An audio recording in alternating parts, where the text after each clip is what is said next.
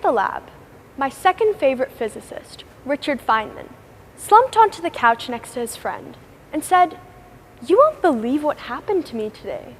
You just won't believe it." And when the friend asked curiously, "What?" he said, "Nothing.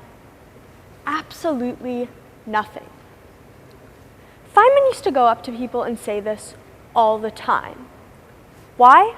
Because he wanted to let people know that sometimes moments in our lives don't necessarily seem special when they actually are. So that got me thinking, what is so special about our time? What are some of the things that we take for granted on a day-to-day basis?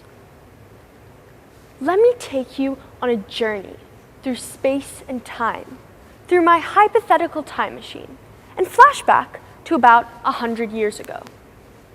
100 years ago, only the world's richest men had access to electricity.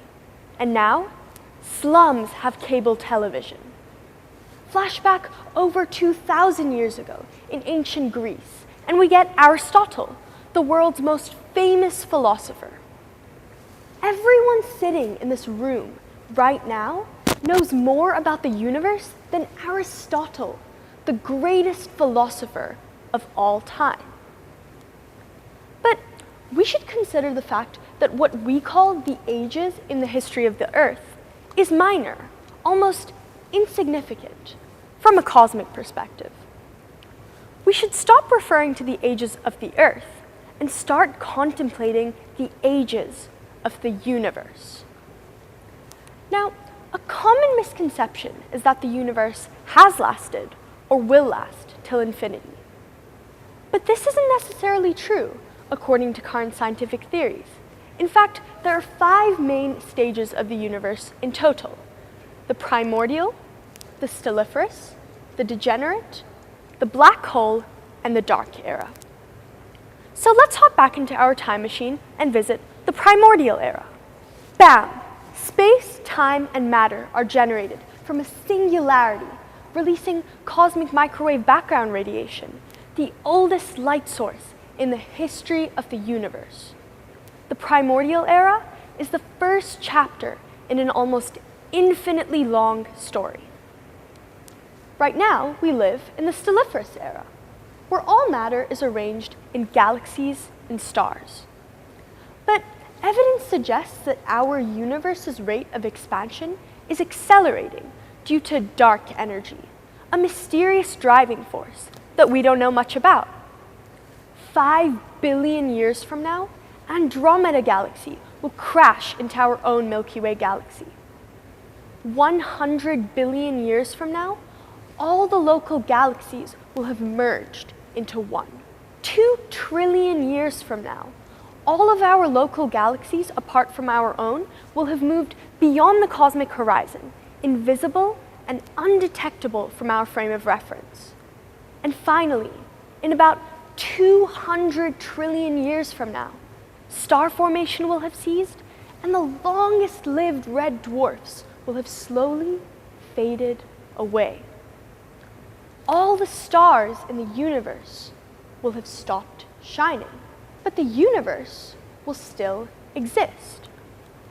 In the next age, the degenerate era, only brown dwarfs, white dwarfs, and black holes will remain.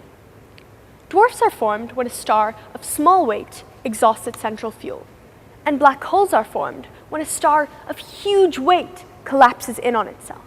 And here we get another singularity, in the very center of a black hole, where all the laws of physics break down. But even this state of affairs won't last forever. 1,000,000 quintillion years from now, a number so vast that even our brains can't comprehend the size of it, all that will be left in the universe is black holes. And at the very end of this black hole era, once all the black holes have evaporated away due to Hawking radiation, even black holes will soon cease to exist. And the final stage is the dark era. As the name suggests, all that will remain is darkness. once all the black holes have evaporated and all the protons have degenerated, the universe will be nearly empty. Only random photons, neutrinos, positrons, and electrons will remain, flying from place to place, hardly ever encountering each other. The universe will be in a very low energy, low entropy state. We call this the heat death of the universe, but none of us will be there at its funeral. Now, all these events are a long, long, long way into the future. Let's come back to our age, the stelliferous age, the most special age of all. Just what is it that makes our age so special? Well, we can see the stars. There are more stars in the universe than there are grains of sand in every desert of the earth combined. And in the distant future, we won't be able to see a single one of them. In this stelliferous age that we find ourselves, we can gaze up at the night sky and marvel at the wonders of space and time. We can experience true awe, as Jason Silva describes it, a feeling of such perceptual vastness that you literally have to reconfigure your mental models of the world to assimilate its beauty. We can be taken aback and transfixed by the most precious jewels of the universe, the stars.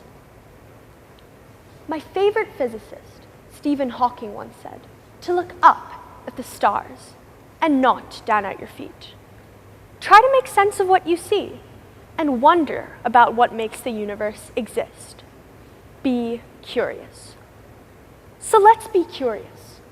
Let us ponder on the vast spaces of time ahead of us.